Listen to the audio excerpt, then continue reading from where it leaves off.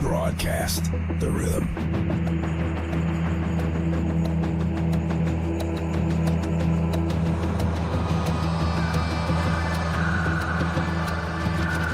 Go live, Vegas on the screen, feeling the flow, so pristine. Boom, as the beats align, electric dreams, they intertwine.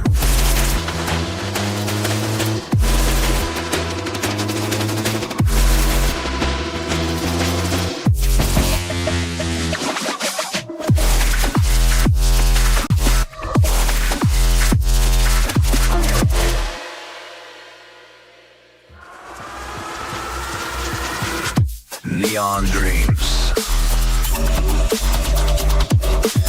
in the digital stream. Lights flash to the sound, surreal extreme. Feel it. In the heart of Vegas, we're living the scene. Go live, we're all on the beam.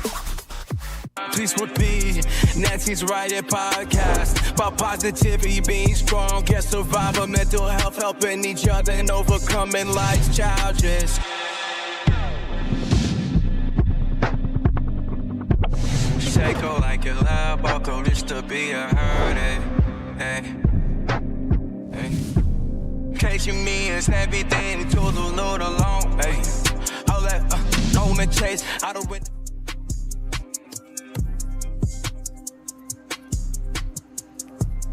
Good evening, everyone.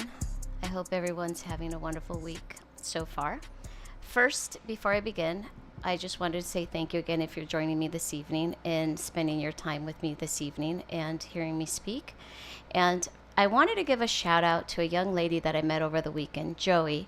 Just wanted to let you know I'm wearing the sweater that you helped pick that night that we spoke. I think it was, Friday or Saturday. Anyhow, I just want to say thank you. I thought you have swag. That's why I asked for your opinion. Second, last week, if you caught last week's episode, I spoke about my journey of gratitude. And one thing that I do daily is write in my grateful journal. Someone from my past introduced me to that in 2021, and it's something that I've been doing religiously. I have missed a few days here and there. But with that said, I ran out of journals this past weekend, so I went and I bought some more, and I bought some extras. And what I wanted to know is if anyone out there listening, if you're courageous enough to call in and tell me something that you're grateful for. And if you do that and just tell me what you're grateful for, and maybe we can have a quick conversation about it, I will get your address and send you this grateful journal with a note from me just thanking you for taking the time to listen. So at the end, I will do that. So anybody that calls in and lets us know something that they're grateful for, that's something that I'd like to do. And with that said, this time I'm a little more comfortable, if I'm going to be honest with you guys, than the last time. I wanted you to just get to know a little bit about me, and there was still so much more I didn't get out, but there's only so much in 1 hour. But I've shifted in the way that I was going to continue with this podcast. Originally, I think I mentioned to you guys that I wasn't going to do it live. I didn't intend on it. But with the recent event of Renee Good, she was murdered. That's what happened. There's no other way to put it. It would be great if there was another format that I could say it, but she wasn't. And in less than 6 months, we've actually seen 2 murders that have been showcased. I think one everybody knows who it is. Anyhow, all I know is that the killer of one is behind bars and the murderer of the other one is not. they're running free. I brought him in early, sorry. So, no worries, Aaron. This is live and unscripted, like I mentioned to you guys. As I was saying, the other person who was murdered, Renee Good, that we all witnessed last week, her killer's still on the run. And we have a criminal excusing that type of behavior. And what I don't want to hear any longer, I don't care what side of the aisle you're on, is making excuses for what we're seeing. There's only one side to it, and that is wrong. We should have never witnessed anybody getting shot. No one. A life is a life, regardless of which side of the aisle you stand on. And if you're pro-life and you just think because she was a liberal or a radical leftist, that makes it okay for her to lose your life, there's something wrong with you as an individual. And I think, if anything, you know what I have to give Trump credit for? Is he's highlighted and put a light on the racism of this country and all the social issues. He brought them to the forefront, and he's the poster child of that. So if I have to give him respect for being an honest liar. Now, if you're an honest liar, I can respect you for being truthful, that you don't care about humanity and all you care about is yourself. And if you're wealthy, I get it, you're probably greedy. There is no other way to slice it. There isn't. And I can appreciate if you can tell me, yeah, I'm greedy and I don't care about humanity. Now, if that's the kind of human you are, you should say it. But what I am sick and tired of is people mincing words. And really, if we think about it, I talked about this on last week's episode about my tormentor. And I know that when he finds out about this podcast or he watches it, I'm going to get a reaction. I've never not gotten one. And you guys might get to listen to it, because I would be shocked if he's able to restrain himself from calling in and going off on me, because that's what abusers do. And something that I wanted to say, because everything that's going on, whether you voted for this or not, we're in an abusive relationship with this man in this administration. We really are. And the only way I can explain it to you guys is in a way that most of us has either lived it, such as myself, have witnessed it, because I've witnessed it, I've heard about it, or you're the abuser. And none of us do things because we think we're going to get caught. We think because we're going to get away with it. And you cannot tell me you're for the law when rioters on January 6th, some are free, some of them are ICE members or ICE agents. Most of them, you can tell that they're thugs. They have absolutely no training in law enforcement. And if you're going to attack me, by the way, one thing that I've got to say too, this hat right here, this hat was given to my son by his dad on his last deployment. And unless you know this sacrifice, I really, some of you, I don't know if it's interesting, because it just dawned upon me recently. Some of you that, because I don't think the way you do, I've heard you say you respect our military, but you know I've never got a thank you for our family for our sacrifice. And I don't know how many of you know this, but if you don't thank the spouse or the children for their sacrifice, I would ask that you do. They sacrifice a lot too. It's not just the service member that sacrifices, it's everybody. And I don't know if any of you have ever thought about that, but I know I thank the wife. If anything, I thank her more. And just a suggestion, and something for you guys to think about, that just because my views are different than you does not make that sacrifice any less. Some of you haven't sacrificed anything for this country. Now, if you want to have that debate, we can as well. And also, just because maybe you don't watch TV as much or social media, doesn't mean evil isn't out there and isn't affecting people's lives every day, because it is. And just to give you a perspective in a way that all of us can understand with regards to abuse, I've asked this question to numerous people probably within the last year if they've ever heard of the Four Horsemen. I myself had not until the last 4 years, as I mentioned in last week's episode in therapy. And this is what abusers do. So I'm just going to read it to you. This is something that you can find on Google, and it is called the Gottman's theory. And it's the 4 horsemen of the apocalypse in a relationship, and how you can stop them with their antidotes. In this case, the only people our elected officials are the ones that can stop it. But just to give you an idea of, just think about how any of these terms might relate in your life, whether it's with a sibling, a partner, a parent, a friend. It could come in different forms, but I think we're all going to be able to relate to this.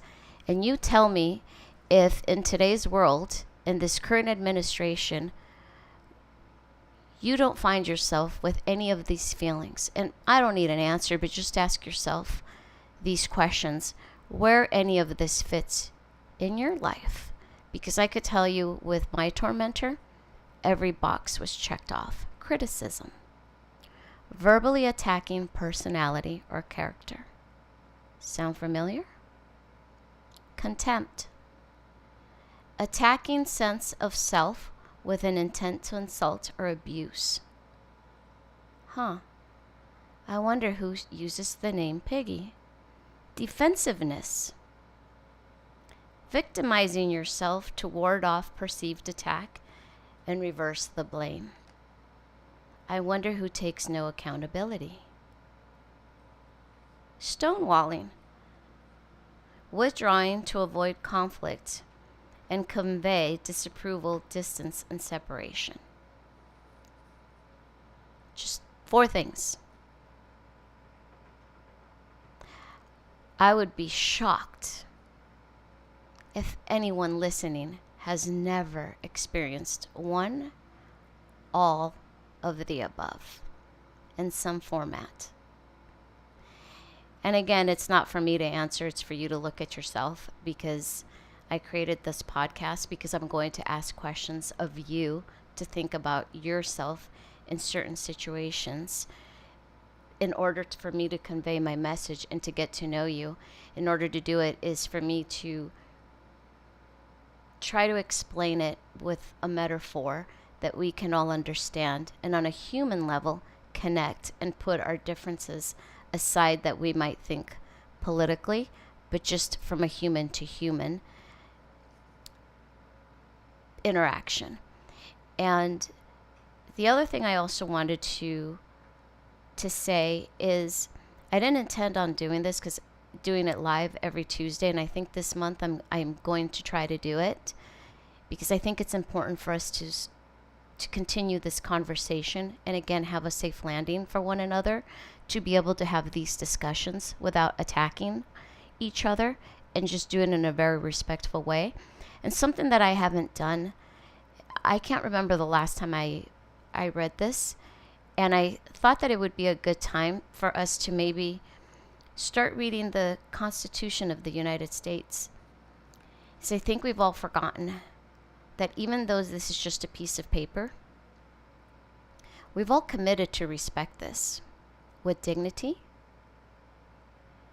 honesty, and all of us being a part of it. Not just one of us, all of us. And I'm just going to, before I introduce my guest, I'm just going to introduce or read to you the beginning, because I want to make sure I bring him on, because it's really important to me for you to hear his story. So here it goes. The Constitution of the United States. Oh, and by the way, something I didn't share with you guys last week, I've served on city boards, and I've taken an oath to the Constitution as well. So I do know the ins and outs of the government, not just in working on political campaigns, but I've been involved with things as well. But anyhow, we, the people of the United States, in order to form a more perfect union, establish justice, ensure domestic tranquility, provide the common defense, promote the general welfare, and secure the blessings of liberty to ourselves and our prosperity, do ordain and establish this Constitution for the United States of America. And we can get to the first article on the next episode. And first, I wanted to tell you guys about my first guest. His name is Danny. Now, Danny and I have not met in face-to-face. How I met Danny was, I mentioned in last week's episode as well that I had foot surgery 7 months ago. And while I was recovering, I didn't mention this either, I'm not somebody who binge watches, and if I do, it's random. So anyhow, while I was going to be recovering, I figured I would keep my mind busy, so I enrolled into a Harvard class. And that's what I was doing when I had foot surgery. And when I went onto TikTok, I was scrolling, and I came across Danny sharing his story, and I'm going to let him do that. And that's how our interaction began. And I am so proud to have him here this evening because I have seen his growth as a person spiritually, and just the community that he's built around his story.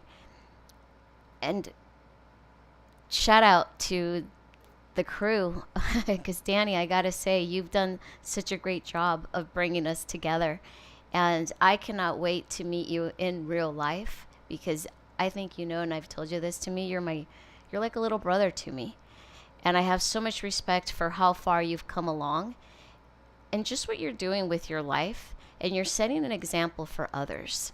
And with that said, I'll let you take the mic and share your story and tell everybody, my listeners, who you are. And welcome to Nancy's Riot. Thank you so much for having me here, Nancy. Thank you so much. Well, I'd like to introduce myself. My name is Daniel. I am now living in Torreon, Coahuila, Mexico. Um, I am 39 years old, and I lived in the United States for 35 years. So the reason I am here today is to talk about my deportation story. Now, Yes. I'm a little nervous right now, but I think I can get through this. And we were talking off camera, you guys, about it because I'm still nervous today, too. I've never done this, like I mentioned to you guys. And Danny, I'm so grateful that you're here with me tonight and that you're willing to share your story. Of course. And one of the things that stands out with Danny's story that I have to tell you guys is at the very beginning, I remember, Danny, the way that I'm watching you right now and how still you are versus how you almost a year ago, you had so much anxiety, just looking at the camera and getting your story out. And I commend you because you've stuck it out, and people attack you day in and day out. And rather than ask you out of curiosity or come from a place of understanding to be able to comprehend your story, it's just racist comments and people with such hatred in their heart that it's just mind-boggling to me. But that's again the one thing, the beauty about TikTok, that I think it is raw, even if it's the ugly side of people. And one thing that I remember with you at the very beginning, when you were doing a live and there was crickets in the background and they were Yes. so loud. It sounded like they were Yes, having a yes. party. And I don't know who was in your chat that night. And that's really where you and I started chatting, because I would joke around with you if you were bringing the crickets when you would do your lives. Now, Yes. I know that in order for us to get a better understanding of your story, so you were born in Mexico, correct? Yes, correct. Okay, and you came to the United States at 3? 3 years old, yes. It was May of 1990. Okay, and were you in Texas immediately? So is that the only place you've lived? Yes, we went to Brownsville, Texas, and then from there we moved to Pasadena, Texas, which is basically down the street from Houston. Okay. Now, you were detained at the border in 2024. Is that correct? Correct. November of Correct. 2024. Correct. Do you want to take us back to that date? Yes. So that weekend I was in Tamaulipas visiting. I was visiting some friends, family. I was taking care of some stuff, and which I had been traveling most of the year um, to Mexico. Because of course I had legal status to travel in and out of the country. So that day that I was returning to Texas because I needed to work the next day. I went through a different bridge, which was in Progreso, Texas, and the usual. They ask for your legal permanent status card. They check your car. They ask you if you need to claim anything, that you need to pay taxes, etc. The usual. Um, but what they did that day, they're like, okay, you need go ahead and park your car. So I'm thinking, okay, they're gonna search my car. They're gonna maybe, uh, check my legal status, make sure my my green card is up to date, etc. But it wasn't like that. So once I went into their office, they sat me down in a room. They're like, okay, let me look at your file, blah blah blah. They told me, so it shows here you have a immigration hold. And at that moment, like my soul came out of my body. Like, you know, I I thought I had misheard him what he said. I asked him again. He's like, yes, you have an immigration hold. How have you been traveling in and out of the country of the United States? And I'm like, I'm a legal permanent resident. He's like, yeah, but when's the last time that you went in and out of the country? I'm like, a couple days ago, you know. And they're like, you didn't have no problems, absolutely no problems. So right there and then, I knew he was lying. He didn't even know what he was talking about. So what I did, I asked him, can you give me any paperwork, anything that says that I have an immigration hold? He's like, no, as of right now, you are detained, and by law, we cannot give you any legal paperwork um, until you have a lawyer. So so what happened was, I basically spent the night in Progreso, Texas border, and the following morning I went to Port Isabel Detention Center in South Texas, and that's where I was for 178 days in detention. Yep. How did they treat you?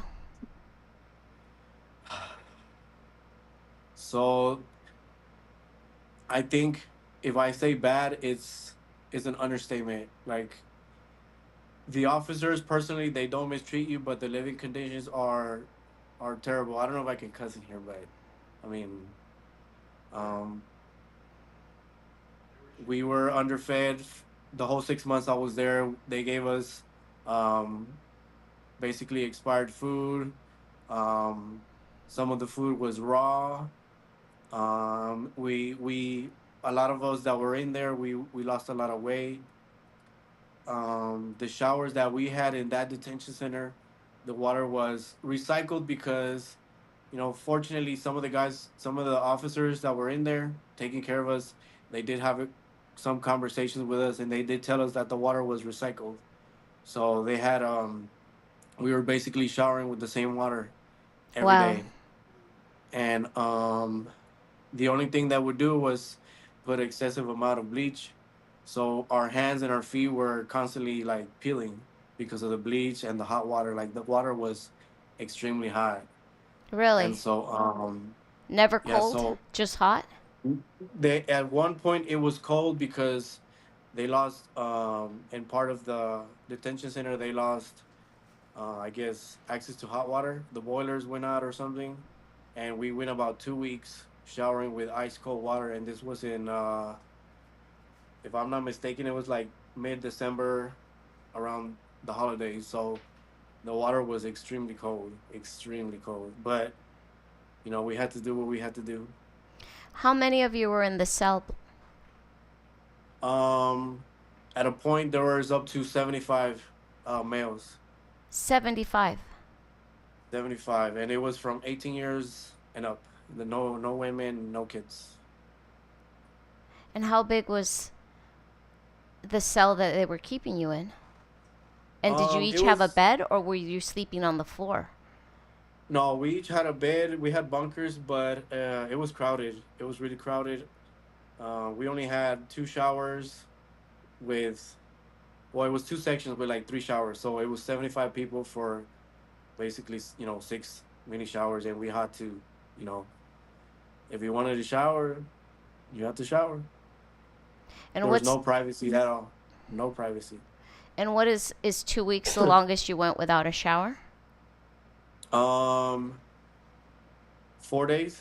I went 4 days, which was the beginning of the process when I got sent to the detention center because they put you in holding cells. They actually feed you one time a day. Some people sit there for about 7, 8 days, and they feed them one time. No showers, no privacy to use, to do your business, nothing like that. Wow. Yes. Now, what was you, after they said that they, because one of the things that you've shared with me of what they did with your ankle and some of your belongings. Okay, so I was there about 3 weeks, and And this it's was like in immigration custody, correct? yes, yes, I was Okay. already in Portisville Detention Center.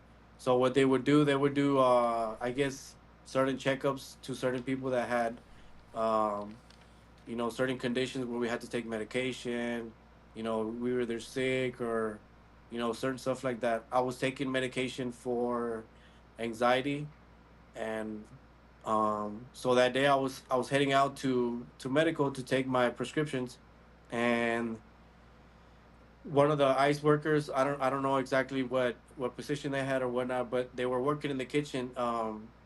They ran my foot over with the people that were carrying all they had over 300-400 pound food carts. They were taking everything out of the rooms and stuff, and they didn't pay attention to their surroundings, and they ran my foot over, and they ended up breaking my ankle. So what happened with that is I had two fractures on my ankle, and it was dislocated. It was dislocated. So what they did, they took me to medical. They put ice on it for the meantime, and then they took me to a hospital where they only did X-rays. They only wanted to know how bad the injury was. And so they ended up just popping my ankle back in place, and they gave me some I think it was Tylenol or something like that, pain medication, and that was it. That was They it. didn't do nothing else. Yes, they gave me a boot, and they gave me some crutches, and they told me you have to walk. And Wow. I absolutely didn't agree with that. I told them I can't walk. If you guys want to move me around, y'all got to give me a wheelchair. And they never put a cast on my foot. I never had therapy. They said they were going to approve therapy by ICE, and they never did. And I basically took care of my foot. The guys that I was in detention with helped me. They helped me take care of my foot. They would, help me get out of bed, push me around to go eat, to go to medical. I had to go to uh, to a private shower because I had to shower sitting down because I couldn't put any pressure on my foot. And I spent about 7 weeks like that in a wheelchair. How's your ankle Yes. now? I'm good. I'm good now. I mean, once I came to Mexico, I started exercising, I started walking, and it took a couple months for me to be able to, fully functionally walk correctly. And as of now, I mean, I could run, but yeah, it took about maybe 9 or 10 months for it to heal. Yeah. Now, what's something like I know when you went to, did you ever get up in front of a judge? Yes, I did. I went through three courts. The first court was an introductory court, which basically they tell you why you're there, blah blah blah. and then the next court they follow up to see if you have legal representation. See if if you hire a immigration lawyer, or is it an immigration lawyer or attorney? Either one. Mm-hmm. I don't know which one's the correct word, but yeah, they I did have a lawyer at that time, so they set a date for the third court, which was my trial, to see if if I had the correct documentation for me to stay, if I qualified for any waivers, etc. So my third court was January 20th, Of which was the 2025, correct? yes, 2025, which was the date that Trump stepped into office, if I'm not mistaken, correct? The 20th of The January. 20th of Yes. January, yes. So that was my court date, and basically when I went to court, they my lawyer was trying to give them uh reasons why I should stay in the country, that I'm not a threat to the United States, etc. And he's like, no, this and that, like he's not gonna come in the country. Um, she basically did three waivers, which was a 42A to give me back my residence card, the 601, which is a waiver to so I wouldn't have like a, how do you say it? Like a punishment if I Mm-hmm. got deported.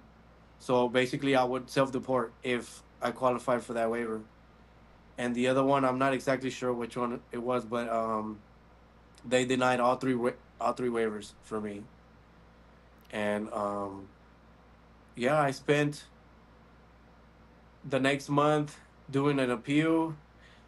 Um, she did the appeal for humanitarian reasons, for them to release me due to you know they didn't take care of my foot, for a mistrial, because I didn't have, they didn't give me the opportunity to defend myself whatsoever. Um, Homeland Security basically looked at my file for 5 minutes during my trial and said he's not fit to stay in the country. The person that was assigned to my case from Homeland Security supposedly was sick, so they never showed up to my trial, and so they got another lady that was, I think, was based off Forward, Texas, and she's like, "Oh, give me 5 minutes. I'll look through his file to see what he has." And within 5 minutes, they're like, "No, we agree with the judge. He's not fit to stay in the U.S." And that was it. That She was never had a basically it. trial. No, no. To me, that was Yeah. what do you call that? Yeah, I didn't have the Yeah, it's correct. like they just You know. dismissed you. Yes. Yeah, Yes. they Correct. dismissed you as if you didn't Yeah. matter, which is exactly what they're Yes. doing. It's as if every life doesn't matter when all they're doing is destroying lives day in and day out. Now, what is something that you've learned about yourself after the experience? Because I know that you've been very honest with your followers that follow you on TikTok at Danny Darko, by the way, if you'd like to go follow him, is your mental health. And you haven't really, you kind of gave us a glance into the PTSD that this incident has, that now you live with. So, can you take us into your, or share what you'd like to about that part of how it's affected you, this experience? So, basically, it's really hard on me because I have children. I have four children in the States. I have two sons and two daughters that, have relied on me their entire life, and that's the main part that it has really affected me. Me not being able to hug my kids, my daughters that, I used to see on a weekly basis, especially the days that I didn't work. I would spend my time with them. Even if they were just sitting there next to me on their phones or playing or asleep. At least I knew that the time they spent with me, they were protected. They were in a safe home, and now it really affects me mentally because I don't even know if they're safe. They're U.S. born citizens, and to me, like, the color of our skin, our where we come from, our background, we are not safe My kids are not safe. My friends, my family members, my parents, they're not safe in the United States as of right now, and so that really digs really deep in my mental state. And so I'm really trying to be positive because I have a lot of people that reach out to me in my platform, and a lot of people tell me, "Oh, you're strong, Danny. You got this." But I mean, I feel like a lot of people rely on me besides my kids now because of the community that I have built. And I do have a lot of people that reach out to me. Some I do have answers for, and some I don't. But I always tell them, just keep God in your life, in your heart. Pray every day for your neighbors, for your loved ones, for your kids, for your parents, siblings, everybody, because this is all affecting everybody. Even you know Americans, it's affecting everybody in one way or another. And so yeah, that really has affected my mental state and my PTSD. I unfortunately now I take medication, and I try not to, but it gets to a point where I know I have to. I can't fight it like cold turkey. Yeah, because your youngest turned, she was a newborn, correct?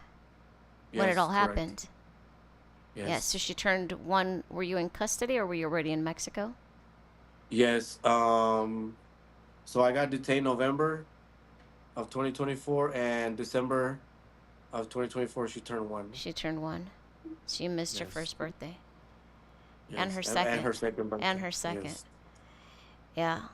Now, what would you tell others that find themselves in a family member or themselves in the same situation as you?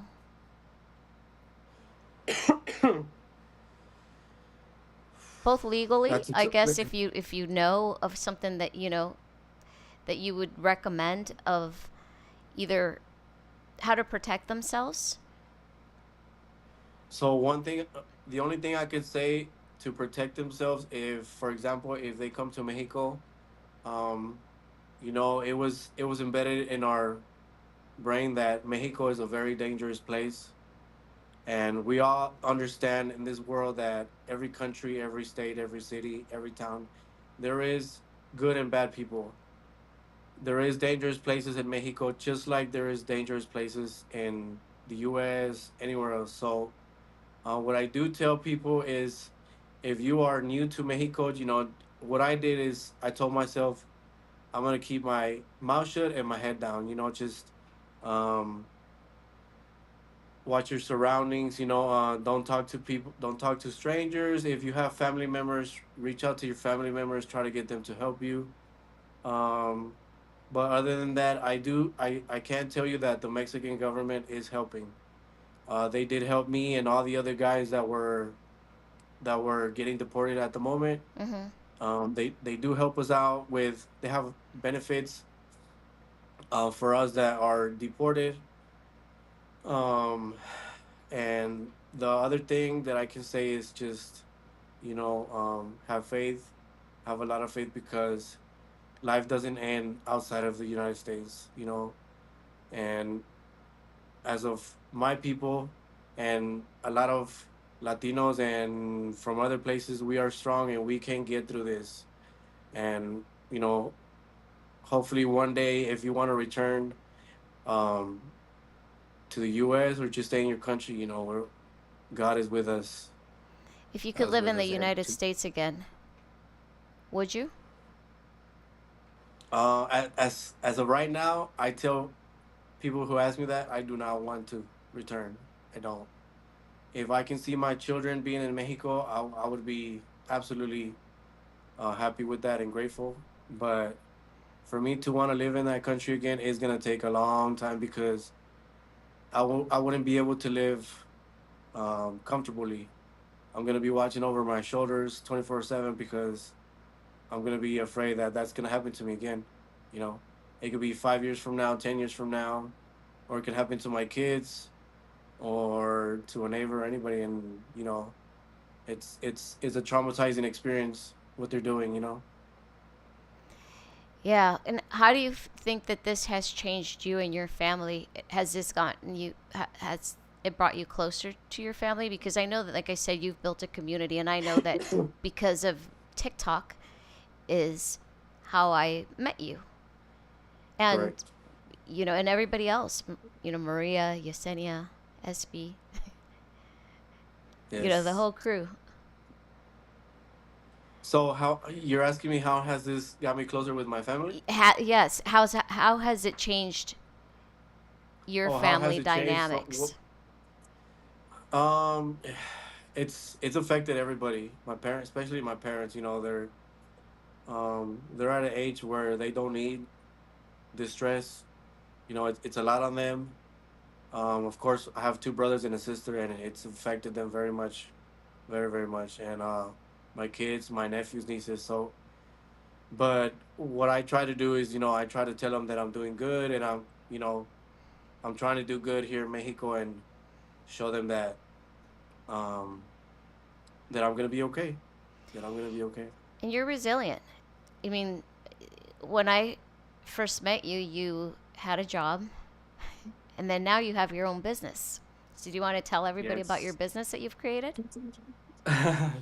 Yes. So I did start a business on TikTok. I have a business page.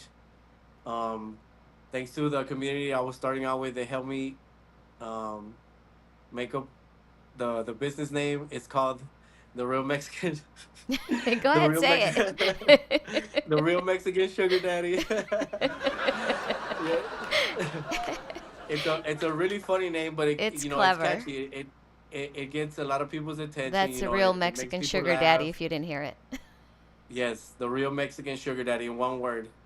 Um, so the reason I we named that my business page like that is because um I I'm trying to start selling Mexican goodies from Mexico to the US.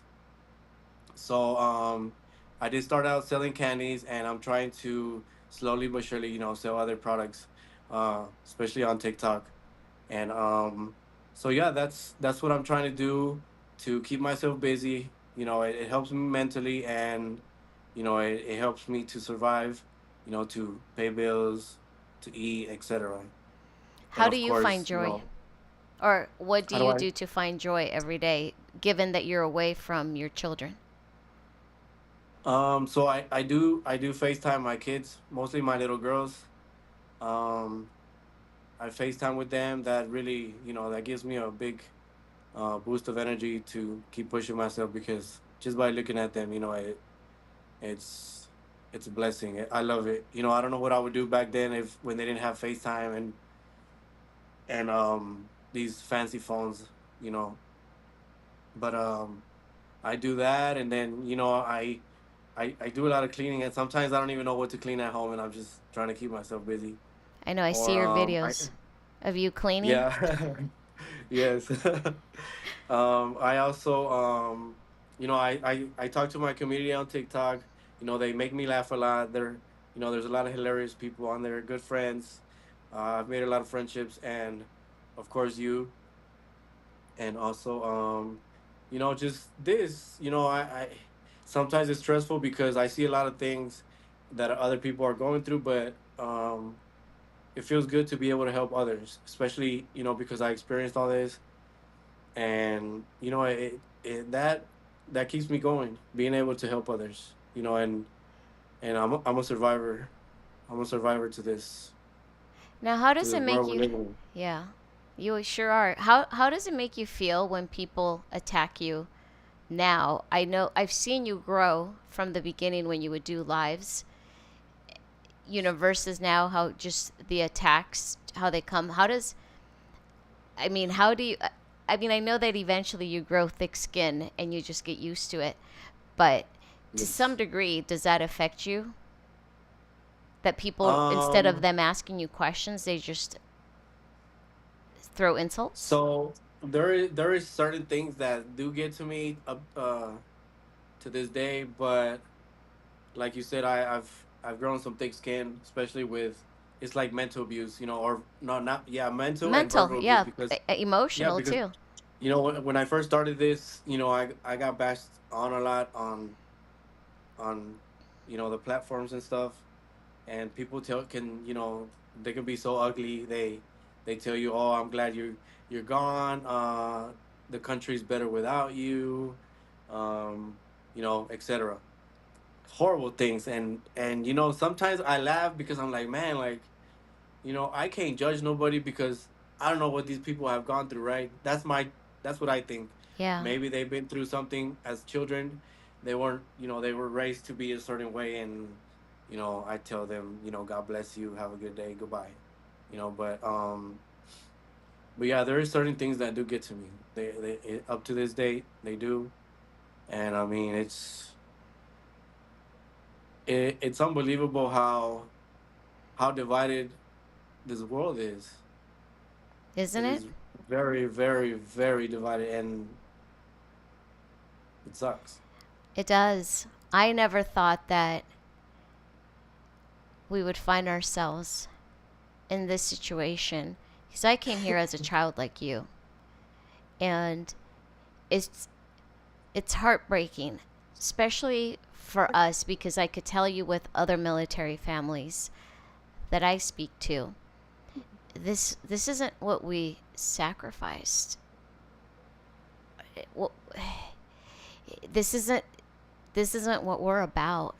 And if you're serving and you're not following that oath, it's not just, I don't think people understand that they're going to have to live with that regret. And one thing, I'll share this story with you. So about 15 years ago, through a charity that I was serving on the board at the time, we were calling our donors to thank them for their donation. And I remember there was a lady, I don't recall her name, but she was like in her 80s, and she said, "Let me grab my checkbook." And I said, No, I was just calling to tell you thank you for your donation." And I think it was about $100 that she gave a year, and she said, "Really, you're just thanking me for such a small amount?" And I said, "It doesn't matter if you give $1, $100, or $1,000. We just wanted to say thank you." So she said, "Do you want to know why I give back to the Red Cross?" It was the Red Cross at the time. And I said, "Absolutely, I'd love to hear the story." Well, she was a Holocaust survivor. I was not expecting to hear that story. I think she was 83 at the time, and I could hear her voice shaking. And she said that when they were in the concentration camps, the women, because they were from the famish, from not being fed, and the weight loss, that they would stop menstruating. And that the only people that had courage to walk up to that fence, knowing that they might be unalived, was the American Red Cross. And I think that we now find ourselves in such a moment where we're being tested about our courage. It's no longer about party line. It's about humanity, because the way you've been treated, and you were legal in the United States. Okay, you might have made mistakes, but you did not get your due process. And there's so many others that I know as well. And I know the harm that they've done to you, and I've seen your spirit. Like it was almost broken when I first came across you last year. And that's why I'm so proud of you, because I cannot even imagine what it takes to pick yourself up when you were being ripped from your family, your children, and the only life that you know. There's such cruelty behind that. And yes, there's laws that people need to follow, but there's still a humane way to do things. And Absolutely. I know that you were not treated humanely. And that's why it was so important for us to have this conversation, because it wasn't something that I expected to create with you, a friendship. It wasn't something that I would even think, as you and I have shared some intimate things about our lives with each other. And if it wasn't for TikTok, I wouldn't hear your story. I would be oblivious to it. I think so many people are, or they, like I said, pretend that it isn't happening because it's easier to dismiss it and continue with life if it doesn't affect you. Yeah. But it's just a matter of time before it does. And now more than ever, I can hear that Holocaust survivor's voice and how it was shaking, and just everything that she told me about her story. And I just hope that as Americans, there's more that unites us than divides us. There's only one individual who divides us. And it all trickles down. And no matter any excuse that you say to excuse what's going on in this world is just that, an excuse to dismiss it. Nothing of what's going on is right. None of it. It doesn't feel right. It isn't right. It doesn't look right. It doesn't sound right. And you know what, Danny? Last week I spoke to our guest that sometimes I stutter, and I'm sure tonight they're seeing or listening to me, whomever's tuning in, they're hearing me not pause as much. Last week I was so nervous, and I let them know that I was pausing so much, and sometimes when I'm tired or I've overstimulated my brain, I slur or I have a lisp. And the one thing that, to me, it's kind of sad that with Trump, we're watching a senile old man dying right before our eyes. If that was my father, I would not want him in front of the cameras, because that slurring, he doesn't know that he's slurring. When I'm doing it, I know that it's about to happen, or I'm doing it because mine was medical and I'm younger than him. But we're watching a senile man deteriorate in front of us. And to me, that's not okay. Absolutely. It's just, and we are all, we're all attached to his emotions, because every day, if he's in a bad mood, we're going to know he's in a bad mood, and he wants everybody in a bad mood. If he's happy, which is rare, but Yeah. we're all dependent on his moods. And so it's just interesting. But anyhow, I would like to know of anybody that's listening, if you'd like to call in and ask Danny any questions, or myself. Now, the one thing that I am going to ask my listeners is, if you have a question for Danny, I hope that you come from curiosity and understanding, not to attack him, because I've asked Danny not to say anything if somebody does that. If you have an attack, then you and I can have that conversation. Now, if you come from curiosity and would like to understand and comprehend Danny's story, that, by all means, please call in. Or if you have something that you'd like to tell me that you're grateful for, because like I mentioned, I will be mailing somebody this gratitude journal. So the number that you could call if you're in the United States, 702-329-6947. International, 1-855-502-4321. And if you're in Canada, 587-997-3200. Do we have any questions, Aaron? Or any comments? Is his family going to be moving to Mexico, or are they making arrangements? How's that? So is your family moving to Mexico, or are they making arrangements to possibly move to Mexico? Or eventually are you going to try to come back to the United States? I would think that eventually I would try to go back to the U.S. legally, which would not be like a permanent thing, but it would be so I could see my children and visit. my family. Yes, but in the case of them coming to live over here, no, it's not a conversation that is on the board right now. Yeah, especially because I have a son that's about to graduate from high school in May.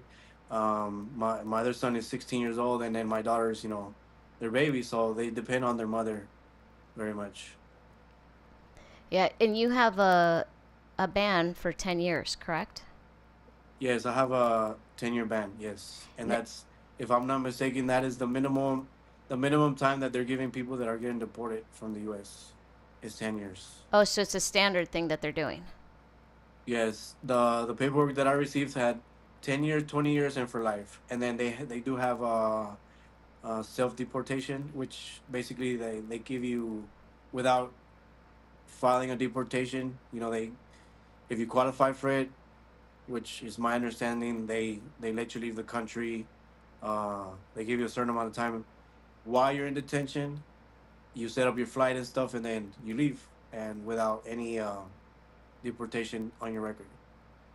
Now, is there a way around the 10-year ban for you to come and at least visit prior to 10 years, or No, a waiver or that's anything that? where yes, that's where you do the pardon, which is the 601. The pardon is a I-601. And who does the pardoning? You can either do it yourself or hire a lawyer, an attorney, an Oh, immigration an attorney. attorney. So, in other Correct. words, there's charges attached to it too. Now, the prison that you Yes. were in, or were you in a prison or a jail? Detention center. Detention center. Now, was that a Correct. privately owned detention center? Because I know that privately owned detention centers are a big moneymaker lately. Yes, yes, they were. I don't know exactly who, but like I said, I spent enough time in there to hear some stories. People start talking. You get people get comfortable and they conversate, but they were privately owned. Yes.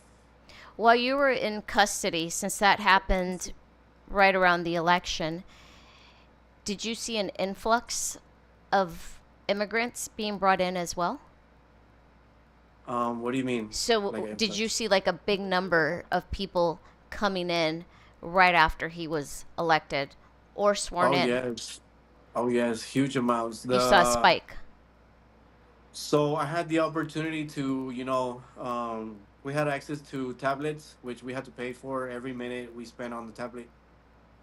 We used to read the news, and within the first couple of weeks of this administration, every detention center in the country was at 110% capacity. So we 110 were capacity? 110% capacity. So there was people that were starting to sleep on the floor. We had a decrease of food that they were giving us because they couldn't afford to feed us. Um, they were asking for they were supposedly giving people bonds, but they were doing it in order for them to make money. There was people in there that had a traffic ticket, and they were having to bond out with 10, 15 grand, 10 or $15,000 just because they had a traffic ticket. Just because of traffic ticket. And yes, and they were doing it, because they needed money. They needed money. And 110 so, I, capacity. Wow. I, yes, and a lot of us were already sitting there for 2, 3 months, you know, and we were, how you can say, kidnapped because they wouldn't let nobody out. They weren't letting anybody. A lot of people were like, you know what, we don't want the asylum no more. We just want to sign our deportations and go home. And they were like, no, you have a process to go through. You have to wait 2, 3 months. Some people were waiting 6 months to see a judge and ask for a deportation. It basically it all was based on the the country you were coming from, and some countries, they couldn't get any flights because um, they were at war or etc. Yeah. So some people were sitting in there with no information. They were ignoring, the request for deportation. A lot of them were already approved for asylum, and they reversed everything.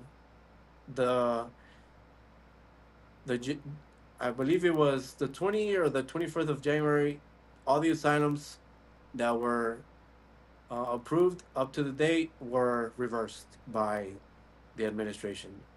Hmm. As of my knowledge, everybody that was in there, they were given two options: either you sign your deportation when you go to court, or you sit in here and you fight your asylum, but you have a very minimum chance of approving your asylum, which I think was 3%. Got a call.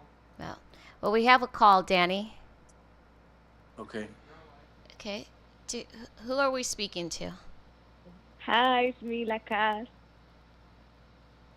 Hi, who is this? Cass? Karen? Jennifer. Oh, Jennifer. Hi, Jennifer. Welcome to Nancy's Riot. Did you have a question for Danny or myself? We just want to say to Danny, give a shout out to Danny that we're so proud of him, and the community on TikTok, we're proud of him too. And the Tortas fans, we love you. Thank you so much. Did you hear that, Danny? Yes. Okay, good. Well, Danny. Thank you so much. Yes. Well, it's 6:58. We have maybe about less than 2 minutes to go. Danny, I wanted to say thank you so much for being here with me tonight. Thank you for having the courage to come on and share your story. It is such an honor and privilege for me to have this discussion with you. And I'm just so honored to know you. And I am, again, so proud of how resilient your spirit is. And you're showing others how resilient the human spirit is about. And we have one more caller. Let's see, who do we have? Hi, this is Chelsea God. Chelsea. Hi, Chelsea. Hey. Hi, did you have a question? Yeah, I just wanted to ask, did he ever get put in detainment, or was he instantly deported? No, I spent 178 days in detention. So I happen to do a lot of work based around detention, and I think there's a lot of people don't realize that there's a lot of people who've been put in detention who did have legal documents or things like that. So what is it that you want people to know about the situation happening inside those detention facilities? What I can say is, unfortunately, a lot of people don't have the opportunity to have family members that, that are able to call them, check up on them, help them with food, which is commissary, and a lot of times we do not receive that. But Right. if you do have family members that are in detention, keep in touch with them. Let them know that they're not by themselves, because it is a very bad place in there. It's very bad. Yep. Very bad. Oh, it's nice to. So one of the things that we center our activism around is actually raising money for the people inside so that they can access phone calls, text messages, and commissary. I think a lot of people who listen don't understand how expensive the fees to those things are. So how much did it cost you to make a phone call? That I remember, a phone call was about 7 cents a minute, and we had access to tablets, which we could video call. I would video call my children, my parents, which was around 20 something cents a minute, and that would we were limited to 30 seconds of phone call. So I'm sorry, not 30 seconds, 30 minutes of phone call. So it got really expensive, really expensive. I'm so sorry to hear that, but that makes me feel like if people were interested in helping people in detention facilities, maybe putting money on their books is a good way of helping them feel connected to the outside world, you think? Yes, absolutely. Absolutely. A phone call goes a very long way. A very long way. Okay, thank you. That actually feels really reassuring that the activism that people I know have been involved in does actually make a difference. And I'm so sorry that this happened to you, and I'm so ashamed of all the things that are happening in this country right now, and especially affecting people of color so poorly. So thanks for taking these calls and for being on this show tonight. And thank you so much, Chelsea, for calling, and thank you for watching. And I appreciate your question and being so kind. Thank you. Yes. Bye-bye. Thank you. Okay. Well, Danny, thank you. And I'll talk to you. You're welcome. We'll be talking.